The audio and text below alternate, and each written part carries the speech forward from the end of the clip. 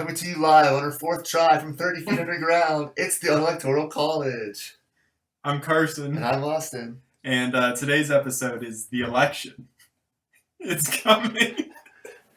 And today's topics, we've got the UN's birthdays today. It's the 75th birthday. We mentioned last week it would be this week, and now it is this week and not last week. We've got the debate that happened a couple days ago, and that should be fun. We've got Sudan making the news again. You know about Sudan, and we know you know about Sudan. I know a lot about Sudan. He knows a lot about Sudan. And then there's Google. We have the lawsuit, which we'll mention. We've got the Uyghurs in China. And then we have the Black Lives Matter movement is back. Never left. Never left, but back in headlines. Yes. So to kick off, let's talk about the UN. Yeah, it's the 75 years. Yeah. They're now 75 years old, which is very old. They can qualify for the free breakfast at Perkins. That, if the UN is listening, you should go to the free breakfast at Perkins. Mr. UN. 75 years is a lot longer than we think, I feel. And they've accomplished a lot in 75 years. Right. Most people would like to think that the UN's just, worthless body that, we keep giving money to and nothing happens. But, they've overseen international communications build up. They do the legislation for space and international waters. They handle a lot of that. They handle a lot of international trade agreements with the World Trade Organization. The World Health Organization has gotten rid of several viruses completely removed from the world, including smallpox. So there's been a lot of successes. You love to see it. Yeah. And just mention again, 75 years is a lot longer than people like to think. When we think of time, we don't really think of how much it actually is. 75 years ago, you figure 2020, that's when we dropped the atomic bombs. Yep, end of the World War was when the UN was founded. Yep. That's a long time ago. Anyways. Debate time. It's time for the debate. Same format as last time, where I have the topics in front of me. We'll talk about the topics. Or at least I have the subtopics. The questions are a little more open, to my knowledge. So, let's start off with what I feel like we started off with last time. We start off with every time. The coronavirus. The Cowabunga virus. Yeah. COVID 2019. Any other names for it? The Rona. The Rona. So, very typical Trump, very typical Biden with how they talked about the virus in terms of the debate. Trump says it's going away soon. Mentioned some health companies when asked about it. You don't know. Biden says it's not going away. And Trump's a big fat phony. I have a feeling you're more leaning on the big fat phony part. I mean, yeah, it's definitely, because he said it was going to go away, and Joe Biden brought this up during the debate too. He said it was going to go away by summer. Didn't happen. Then in the summer he said it was going to go away by fall. Didn't happen. And now he says we're going to have a vaccine by the end of this year, while other health experts say it could be into the middle of next year. Before it's widely available. Yeah, the French president today said you can expect this virus to last until the middle of the summer. So, or next summer, summer of 2021. So, we have President Trump saying, I'm going to have it done in 2 weeks. And then you have pretty much everybody else being like, no. Yeah, it'd be nice if it'd be gone before any time in the future. I would like to get my last year of college and my athletic eligibility still, because I'd like to play Frisbee and we can't travel. Yeah. And I would like to travel and play Frisbee as a Frisbee player. Wow. But that's not happening. I think the only real development new for this COVID topic, because we've talked about this before, and it's the same response. People are dying. It's not that bad, back and forth. I think the only new real development is this is the first time they've debated since Trump had it. And apparently Trump is immune. And apparently a lot of people in this country are immune. And we don't need to worry about the virus anymore. Trump beat it, so everybody else can beat it too. Yeah. Yeah. So I think that's the only real new kind I of. think Trump mentioned they gave him some kind of antibody or something Mhm. that apparently fought the virus really well. And that's been officially approved now. So when he took it, it wasn't. They've officially approved that for this week, but it is not a cure. It's only a treatment. Right. So it's only used for people who have very extreme symptoms, that kind of thing. So if you're in the hospital, that's good news for you. But if you're in COVID territory and not going to the hospital, that doesn't mean anything for you. You're just going to be sick. Yeah. Feels bad. Oof. All right. Speaking about antibodies in the hospital, let's talk about healthcare. Yes. Healthcare was a important issue last night. Mhm. Not last night, a couple nights ago. Mm-hmm. Last night I was in bed for most of the night. But I wasn't sick. I was just being stupid. There you go. So you can kind of figure again, like the COVID topic, a lot of the rhetoric was very similar to how they kept talking. Biden obviously wanting free healthcare, affordable healthcare, sorry, with nothing special, nothing crazy, just affordable healthcare. And Trump bringing up that he wanted to replace Obamacare again. Yes. And I stress the word that Austin said there again, because that was one of his campaign promises in 2016. He had it on the floor in both houses of Congress when he had the supermajority, and he had both houses under his control, and they tried to pass a repeal of Obamacare, and it failed. So I very much stress the term again because Trump tried 3 years ago to repeal and replace Obamacare and didn't do it. He failed. I think we have different terms here for supermajority. Oh, well, supermajority means, the over enough to do whatever you want in the Senate. It was a misspoke of terms. By that I mean he had a majority in both the House and the Senate. He had united government. He had a united government, yeah. I know my books. I did it. I'm proud of you. I did a government term. And speaking of the government, I feel like I say speaking of it way too much. I gotta come up with a better leeway. And on the topic of the government, Stop. foreign interference in the United States elections and with our government, Biden obviously very threatening towards countries planning to interfere or who have interfered already, saying they must pay a price. Mm-hmm. Which, yeah, that's fair. And the president, I'm dumb, said he was informed of recent election interference efforts. What do you think? What do I think? Of specifically the impact that this interference is going to have on the election? I think it's going to have an impact. And it's going to impact the way we've talked about this kind of previously, where we've talked about conspiracy theories and social media. Because when we talk about election interference, it's important to make the distinction that it's not election fraud. Right. Election fraud is a virtual 0% in this country. What happens is these foreign governments will make memes and share them using hundreds of accounts on Facebook, Twitter, whatever, and people pick them up and start believing whatever they read in that meme or whatever those fake news articles were produced, and people run with it.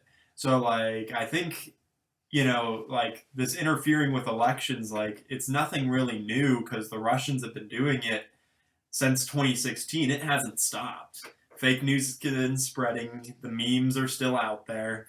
And people keep sharing them by the hundreds of thousands and don't care. The biggest thing I think Trump has done since 2016 is, and it isn't even really his doing, has kind of exposed how fake media can be. Mm-hmm. You see, obviously, and you got it on both sides now. You see the disinformation, and you mentioned the election interference from Russians on Facebook. If it was 8 years ago under Obama, we would not notice that really, because we really didn't. No. But nowadays, we're talking about it on our podcast. So I've been working on my capstone, and it was from a study in Germany. I don't remember who the group was that did it, but they said that 80% of Russia's and China's election interference has occurred since 2016.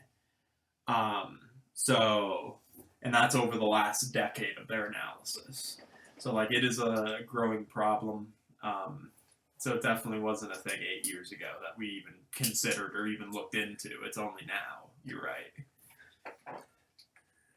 It's QAnon. That's who it is. They're part of It's it. them. It's all them. It all comes back to Q. Oh, God. Imagine being named Q. My uncle's name was V. Uh-oh. Anyways. Yeah, so very interesting. I don't know if anything's going to come out of it. Probably not. No. I mean, if Biden wins, he'll probably brush it under the rug. And if Trump wins, nothing's obviously going to happen. No, because Trump needs it. He Right. likes it. Like Biden, obviously. It's going to be like Trump when he's like, we'll put Clinton in prison. Oh, I will say this. Notice who the foreign governments are supporting. Me. Well, your guy, Trump. Big guy. Oh, I'm Mr. not a Orange big, Man. I feel like I say this every week. I'm not a big Trump fan. I know. Get out of here. Yeah, Get but out of here. they're all big Trump guys because their goal is for destabilization, and they think that Trump as a president would cause destabilization in the United States. I feel like anything will cause destabilization in the United States at this point. Fair. Oof, we're very split.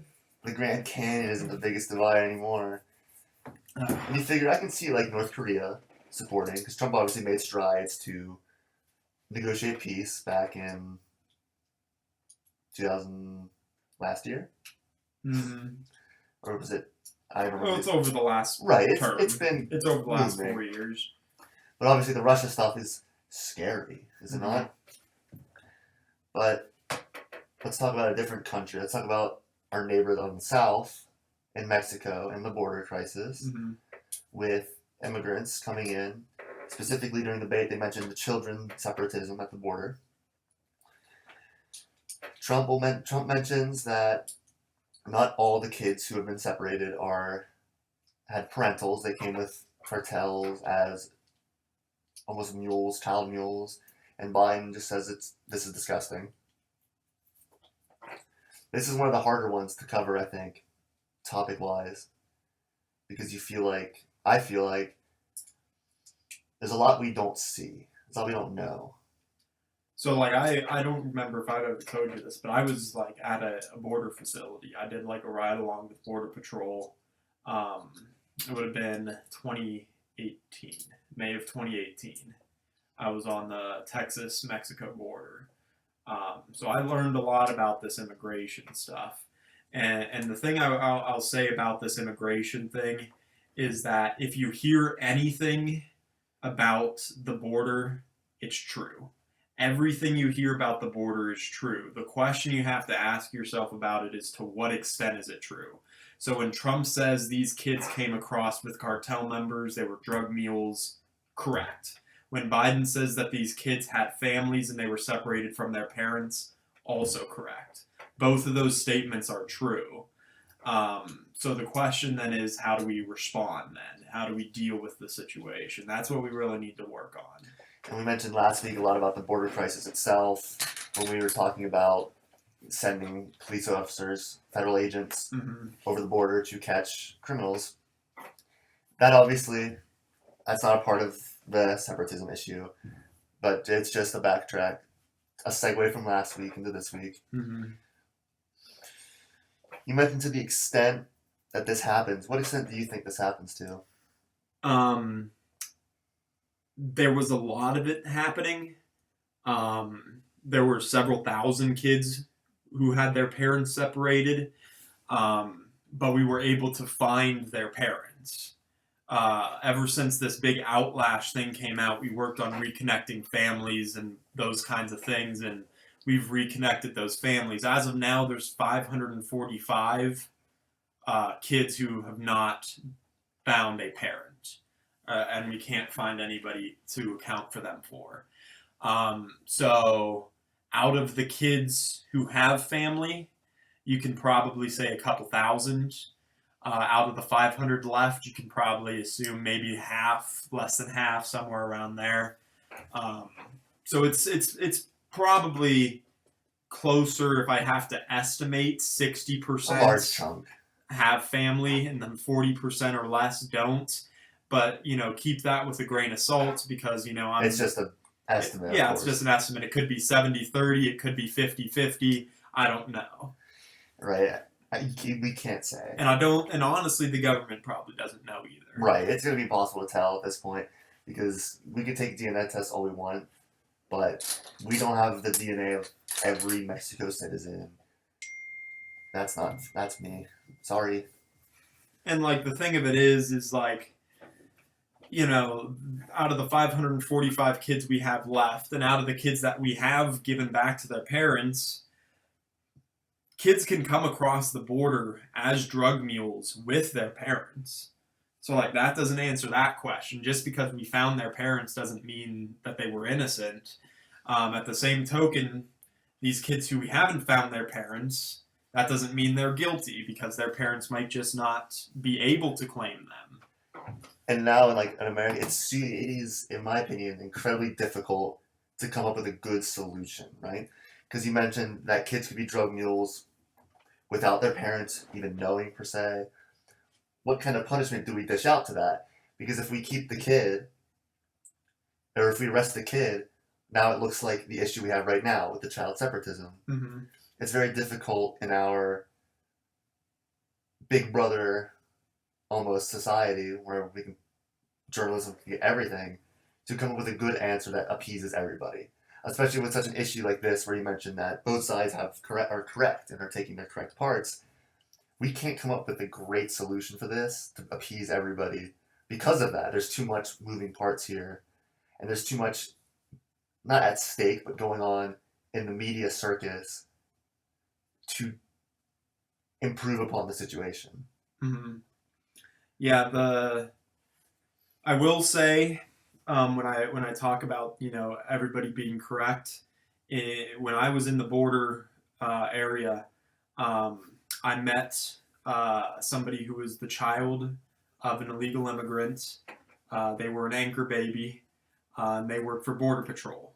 So you have an anchor baby working for Border Patrol who's deporting members of their class. I also met a hardcore Trump supporter ranch owner, but he left water jugs on his ranch because his ranch was called the Death Ranch. If you didn't have enough water to make it from one end of his ranch to the other end of his ranch, you would die in his boundaries. And so like he was a big Trump supporter. He was like, build the wall, all of this stuff.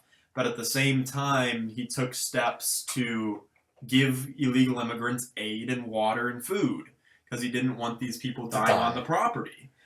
Now that's a capitalist. Yeah, so when we consider the border issue, it's only polarized when you're not on the border. If you're on the border, you know what you want. Everybody Right. there is pretty much on the same page. It's only up here where people still talk about it, the news debates it.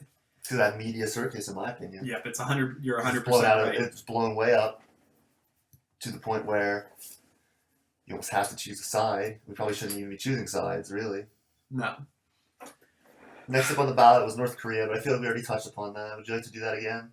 I mean, we've talked about it before. Right. Just simply, Joe Biden says Korea is using Trump to get attention, and Trump doesn't care because Trump thinks he's close to a peace deal. And I feel like, I don't know. I feel like North Korea could get their attention without targeting Trump. I agree. So I don't know about that one. Yeah, I mean, it's a complex story because although Trump did negotiate with the Koreans, he doesn't have a deal. So I feel like that's fair, though. To be honest with you, I don't feel like we're gonna get. The Koreans have been not at war. Well, they have been at war. Yeah, They've been never at war. surrendered. They didn't. Yeah. Yep. They've been at odds for decades. Decades and decades and decades. Almost as old as the UN. Yeah. So for the problem to just be solved in a month, No. it's not going to happen. Is it plausible within the next few decades? Who can really tell? You can ask the experts. They'll probably give you differing opinions on it. Yeah. Yeah, so that one's pretty cut and dry. What's next? Next up, should we shut down the U.S. economy for COVID-19? Both candidates said no. Yeah. I mean, at this point in the election, you're not going to tell Americans that we're going to shut the economy back down. Even if you you're going want to shut the economy back down. I think the question was largely asked, though, because Trump has been saying that Biden is going to close down the country. And I think I've noticed a couple times throughout the debate that the moderator asked Biden questions only because Trump said these questions were true. And then Biden was like, that's not what I meant. There was one instance that I saw of the opposite happening where Trump asked this question and Biden was like, yes. And I wanted to mention this one anyways, is the oil industry and natural fossil fuels. Biden wants to get completely rid of it by 2025, was it? I don't remember the exact year. He said he wanted to transfer to a zero carbon plan. Yeah, he wants us to have a net zero emissions by 2050, I know is the end goal. Right. So for sure the oil industry will be gone by 2050, our lifetime, if Biden gets his way. He mentioned he wanted to try to get, I don't remember the year now. There was 1 year, it was 2023, but that wasn't the year that the oil industry would be destroyed. It would be where something starts. Whether that be like a carbon tax or something, I don't know. I'm going to bring up this line because I want to make sure I have it right. Joe Biden, oil. But you gotta be clear with the words that he says, right? Because Trump said that Biden wants to get rid of the oil industry, and Biden was like, yes, but not tomorrow. So for those of you who work in the oil industry and those kinds of things, that's not something to be concerned about.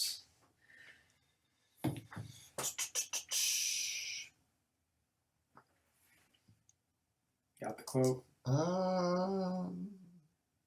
The point is we have to move towards a net zero emissions. The first place to do that by the year 2035 is in energy production by 2050 totally. So by the year 2035, he wants to fix energy production. Okay. But here's the thing, is obviously this is going to get blown out of proportion. But I would like to mention this one because the election is coming up. It's coming. Mm-hmm. It's closer than you think. And probably one of the most important states, Pennsylvania, is big in the oil sector. And if you are not liberal, not really Republican, more of an independent, and you're working in oil, this is very easy to spin in a way for Trump to say, Biden's going to take your job in 5 years, 10 years. And how much do you think this hurts Biden's chances in Pennsylvania? I think it does hurt his chances in Pennsylvania, but it shouldn't. Right. And that's the way Biden's trying to frame it, but he's either, incapable of getting that point across, or Trump runs ads that cut his sentences in half so that way they don't look well.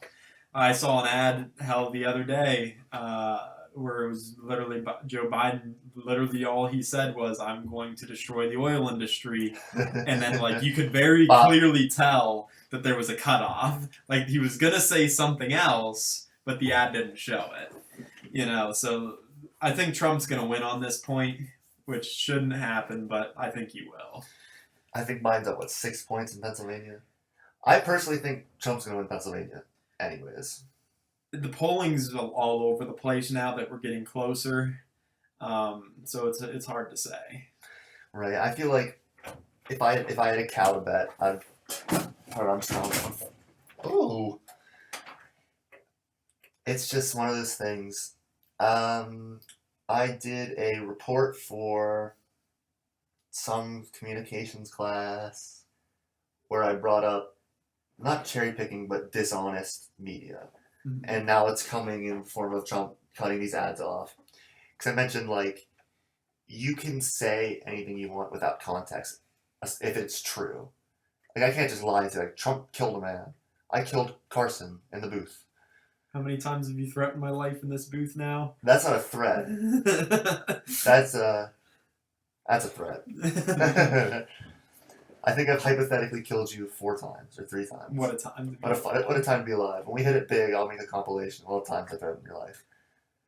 Damn. We continue. Okay, I lost my traction for a second, but what my point was in the report, in the essay or whatever it was, I can't even remember what it was, a project, was if it's true, you can report it any way you want, and it's not really under question, and it's just usually accepted. Like for instance, I could say under Trump, largest unemployment spike ever, or since the Great Depression, which is true.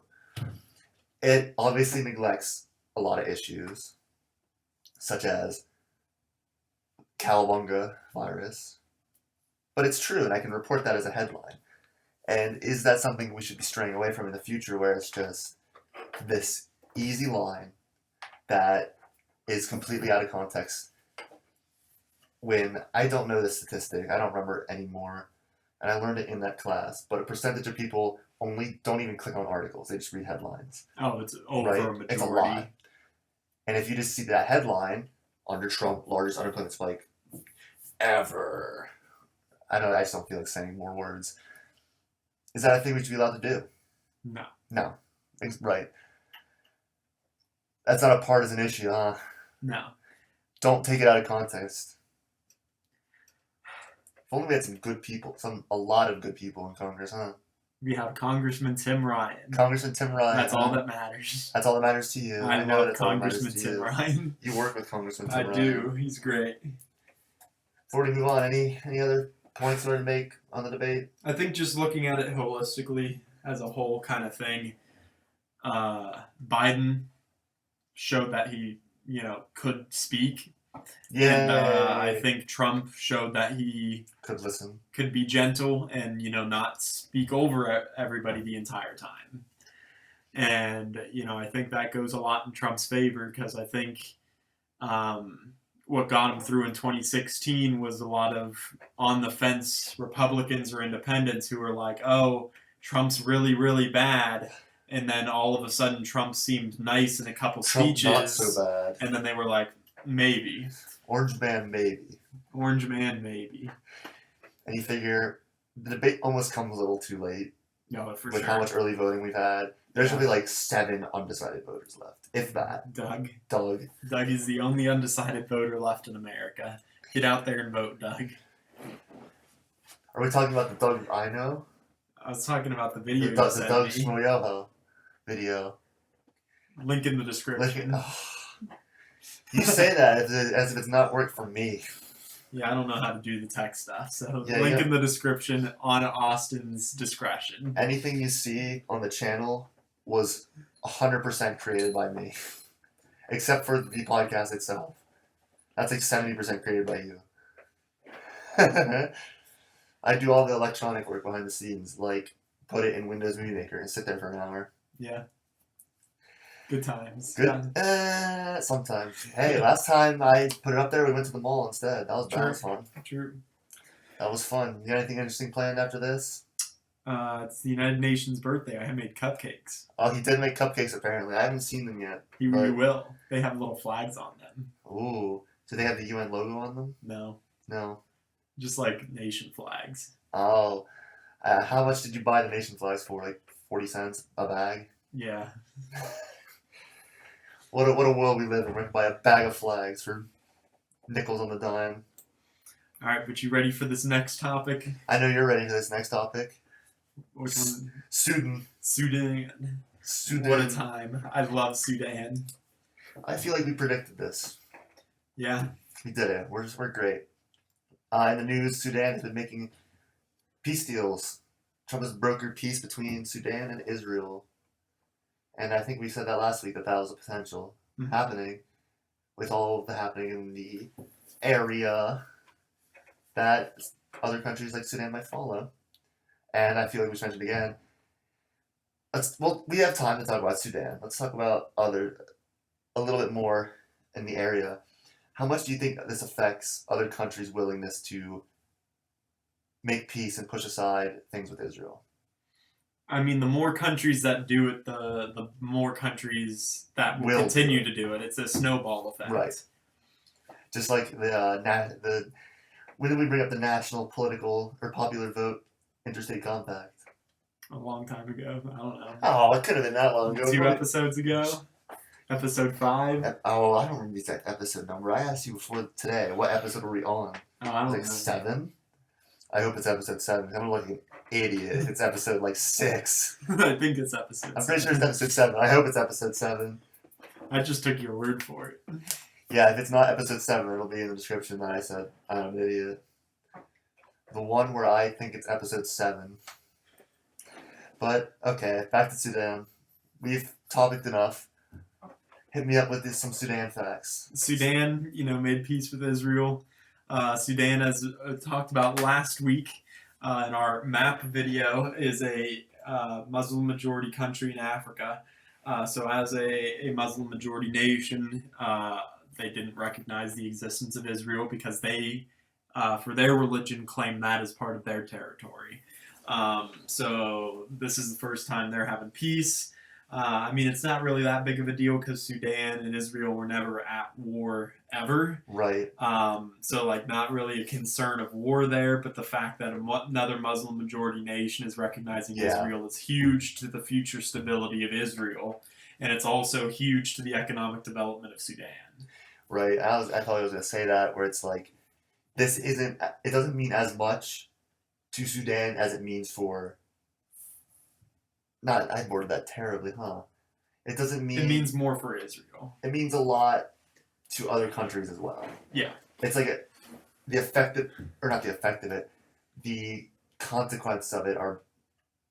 And I mean that in a positive way. What's the positive word for Consequence. Yeah. We have a negative connotation for the word Right. consequence, but consequence, I think, means anything that happens due to something. We also have a negative connotation for the word fool. Because fool is just a court jester. Yeah. Which can be pretty cool. They do tricks. And they get paid hella money. Like, if you work as a jester for a king, you're rolling in it. But now we only just use fools to describe people like you. Damn. And me. Damn. But this is big news. It really is. Yeah. And it's something that definitely we missed if you browse the headlines that we talked about 5 minutes ago, where it's just Trump bad, but Biden bad. So here's an idea before we move on to the next week. So we've had QA, the United Arab Emirates, we had Bahrain, and now we've had Sudan, all in about a month and a half period. I imagine Trump is pushing through as many of these deals as he can to make his re-election look better.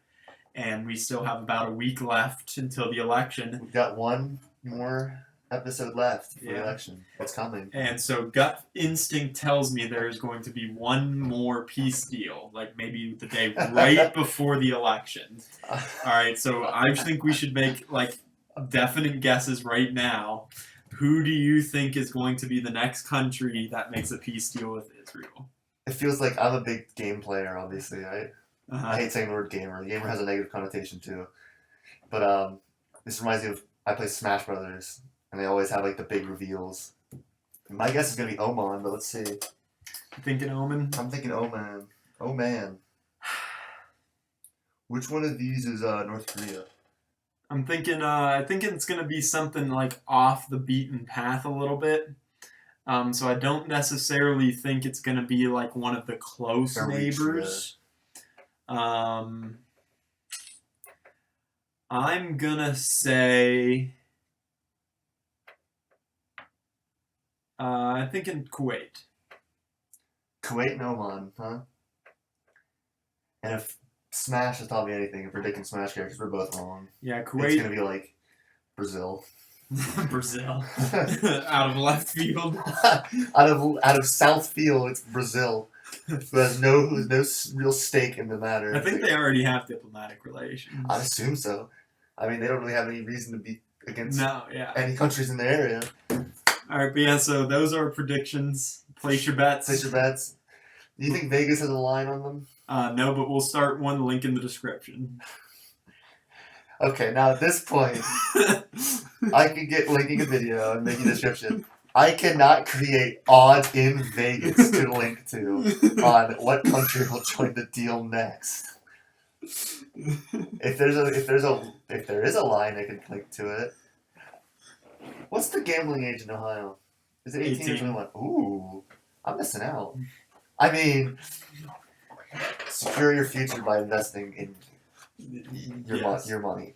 But one more thing with Sudan before we move on. I know you're ready to move on, but no. What do you think next week, 2 weeks from now, Trump loses? What do you think Biden coming into office impacts on these deals? Nothing at all. Nothing. If you think back to the Obama administration, John Kerry, his first Secretary of State before Hillary, or his second Secretary of State after Hillary, I got my order mixed up. His stated goal when he was approved as Secretary of State was to make Israeli peace deals. So foreign policy you see occurs over a long period of time. I imagine that Kerry started these discussions and then Trump finished them. So if Biden comes into office, I don't really see any change because Biden was part of that Kerry staff also. Go check out Chef. Playing boxes and dots. Dots and boxes. One of them. You know that game? Yeah. Kick your ass in it. Oh, he's gonna kick my ass in dots and boxes. That seems like a pretty bad game to be really good at. A lot of practice. A lot of practice. That game is a solved game. You know what that means? Solved. You know what the term solved game means? Is that like a game that like has a winning strategy? Basically, guaranteed? Yeah, pretty much. Like I don't really like tic-tac-toe where you put if you get 3 corners you always win. Kinda. Where like chess obviously is not a solved game because there's no guaranteed win. It's the instant win strategy. Like for the campaign, if Trump died, Biden would probably just win. Yeah. Solved game. Dang. So what's up next, my boy? Google. What are we Googling? Nothing. Uh-oh. The U.S. government's doing Google. Uh-oh. And they're not doing research, are they? No, they're doing lawsuits. They're doing legal research. Take me through it. So basically, Google is using its search engine power to stifle other search engine competition, which makes Google a monopoly. And so the United States government has filed antitrust legislation to break up Google into multiple companies. That makes sense to me. It's pretty cut forward simple. I mean, yeah. Except I have a conspiracy theory. Uh-oh. You've got Hugh Annan in the booth with me. Exactly. All right, Hugh, what do you want? All right, so we talked about this up on the way up. So like Google, sure, they might be doing policies to prevent competition. But Walmart, Amazon, Apple, all of these companies also pursue similar kind of business tactics. Apple and Amazon are the larger companies and definitely control larger market shares than Google would, per se. So why is Google being targeted by an antitrust lawsuit? My projection is because Google's going to win. They're going to have a very good argument. They can hire the best lawyers. And at the end of the day, if Google wins, that can be used as court precedent for future cases. So the idea, I think, is that if Google can win their case, it'll defend other mega corporations. And so I think this is basically just a governmental ploy to be like, yeah, big tech firms are good. Nice. And I know it's both sides, too. I think, how many people? Nah, it doesn't matter. It does matter, but... You mean like political stuff? Yeah, the political reps behind it. I mean, political reps, it's pretty much split. Elon Musk is a big Trump supporter, but... Elon Musk is a little different. Yeah, Elon Musk, a big tech guy. But the Google and Apple and Amazon, although I'm sure they have conservative leanings because they like free market capitalism, they donate a lot of money to Democratic candidates. So I really don't think it matters too much because Democrats love the money and so do the Republicans. That's what I thought as well. Money I was saying money shouldn't exist, but And like the government had a hearing on this a couple months or weeks ago, where they called in all the big tech companies to discuss trust lawsuit issues. So why is now yeah, it's back. like it It's happened a couple months ago. You can file a lawsuit like whenever. So like if you had reason to believe Google had an issue, like when you were interviewing them, why didn't you just file the lawsuit then? Ooh, we're waiting in the wings. We're catching off guard. Yeah, something. It'll be interesting. I highly doubt Google's going to be broken up, and yeah, like a 0% chance. Right. No, it's not going to happen. Speaking of Google's competitors, and I want to talk about Bing, because Bing is great. Disagree. Here's the thing with Bing. I would prefer Google as a search engine to Bing any day, right? Why? I'm on your side here. I said Google's better than Bing. Oh, did you? But okay. Bing has one thing that Google doesn't have, and that's Bing rewards. Or if I make enough searches, I can get a $5 gift card. Dang. And I've gotten $60 worth of gift cards. Dang. Just using Bing for no reason. Dang. Take that, Google. Maybe they'll buy you out. Bing or Google. Google. Oh, Google. They'll If you send me a $100 like gift card to anywhere, I'm really like, yep, I use Google. Only Google. This podcast is not sponsored by Google yet. Link in the description. We'll have a sponsor in the description eventually. Who do you think's gonna be the first? What do you think's gonna be the first type of company that sponsors us, if any? Probably like one of my friends. It's gonna be Raid Shadow Legends. Raid Shadow Legends. We're gonna sponsor Raid by Shadow Legends. Are you excited for that day when I have to give the spiel? I have joked about Raid Shadow Legends countless times to countless people over countless situations. Dang. If they give us $5, I'll shout them out. Fair. I probably shouldn't have said that. Don't play Raid Shadow Legends unless I tell you to. There you go. Nice. I've stopped everybody from playing Raid Shadow Legends. Ever.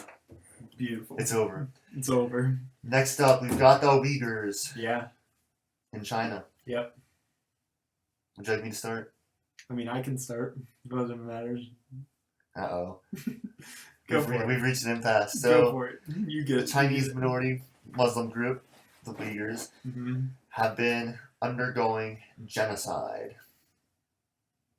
According to most people, not according to the Chinese government. But here's the thing. If most people are agreeing on something and China is disagreeing, I feel like China disagreeing is more of an agreement than them agreeing. According to China, they're just going to a nice little summer camp. Yeah, a nice little summer camp in hell. It's hot there. Yeah. But we mentioned the UN earlier. This is not really something the UN can step in on. No, the UN has a very hardline policy that if it's within your own borders, they don't have authority. They only deal with issues that are cross-border. So as long as China's issues don't spill over into neighboring countries, the UN can't say anything. Yeah. And it sucks. That's not a good way to say it, huh? It's a terrible situation. Very, very, very bad. Because we obviously mentioned the peace coming about with Israel and other countries in the region. It's not like that everywhere in the world, huh?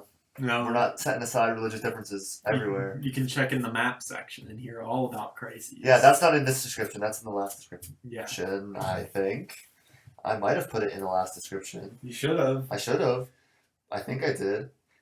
Teach them about the Uyghurs while I look up our channel. So they're the Muslim minority group in China. China officially has a policy that all religion is banned. So they don't really allow any worship. The Uyghur issue got really hot button in China recently because there was a church in China that had the Chinese facade. It was a Chinese building. It had the same architecture of the neighboring buildings, but it was the Uyghurs' worship spot, and China began to panic because they were like, oh no, Muslims are integrating with our culture, and they might start converting people. And so China struck back and has been putting Muslim groups up in the northern provinces and internment camps, and have been using them for slave labor. So that's kind of the story behind the issue. The Chinese government, the way they kind of spell it out for their people is if you think of where Islam started, it was in the Middle East. Yep. And it went to China. And so the way the Chinese culturally have been describing it to make it publicly supported is that the Chinese are just gaining control again of their culture from a colonial oppressor, which isn't accurate because they already have the land and the Uyghurs are a minority. So it's a complex issue, very bad. Right. It is in the description, the map video. And this is also episode 7. Wow. We did it. Yeah, so keep your eyes on that. This is something that's been happening for several years now. It's getting blown up now. Yeah, it's like everything ever. Getting a lot of media attention. Yeah. And something else that's getting a lot of media attention recently. The Black Lives Matter movement had a major success in Illinois. A couple police officers have actually been fired. Fired. Yeah, which is a huge step in the right direction compared to some of the other Black Lives Matter issues where police just get penalized and then they pay off the families and reach a settlement. No, this time the police have actually been fired, and which has been the goal of Black Lives Matter this entire time, is police reform. So it's good to see that, you know, there's actual success coming out of these movements. Right. Although limited, you know, it's better. It's there. Yeah. It shows the power of a peaceful protest. Which they are peaceful. I believe the statistic is 93% of Black Lives Matter protests are peaceful.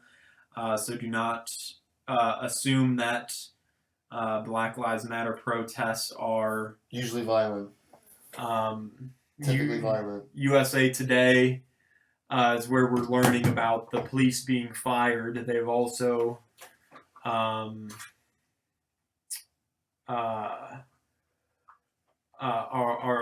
posted an article about the peacefulness of these protests. It is 93%. And that was due through a study of 7,750 demonstrations in all 50 states. And so 7% of that, huh? It's like what? 500?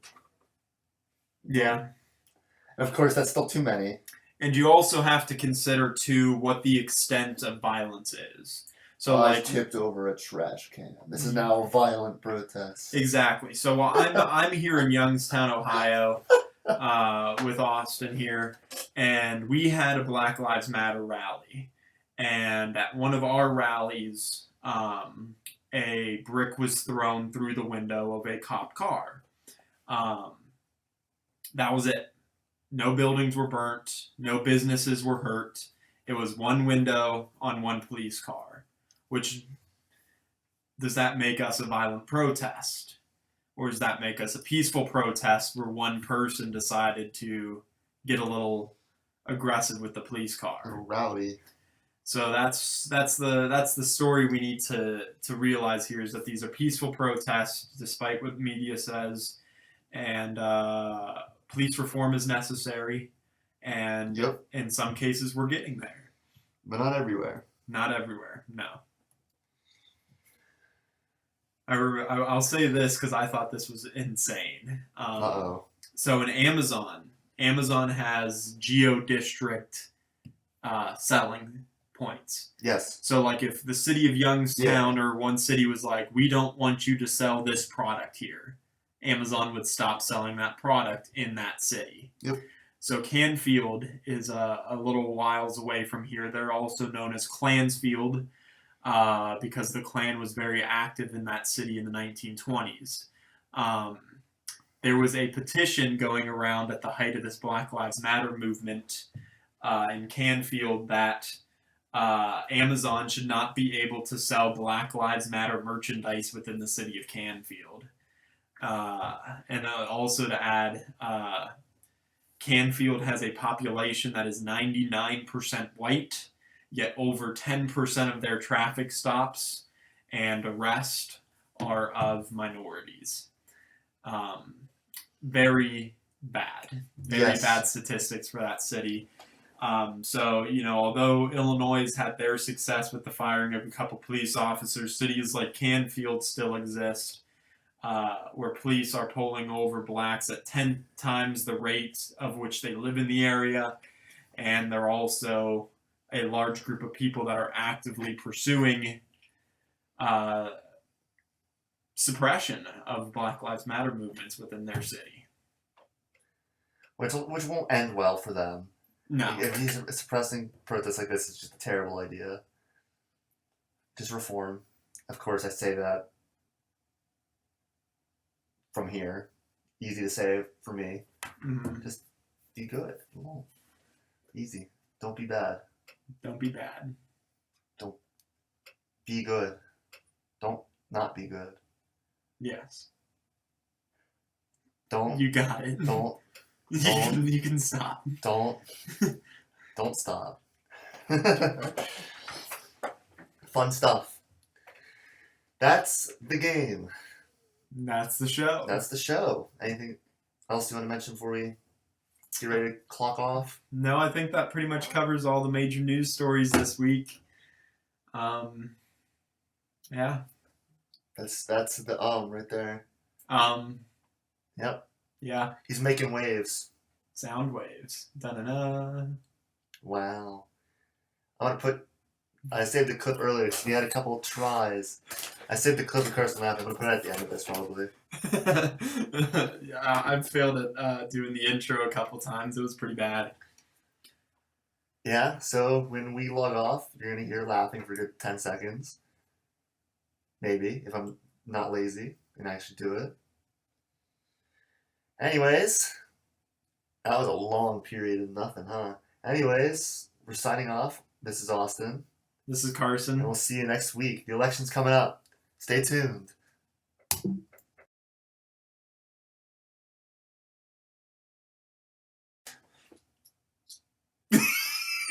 The election is closer than you think.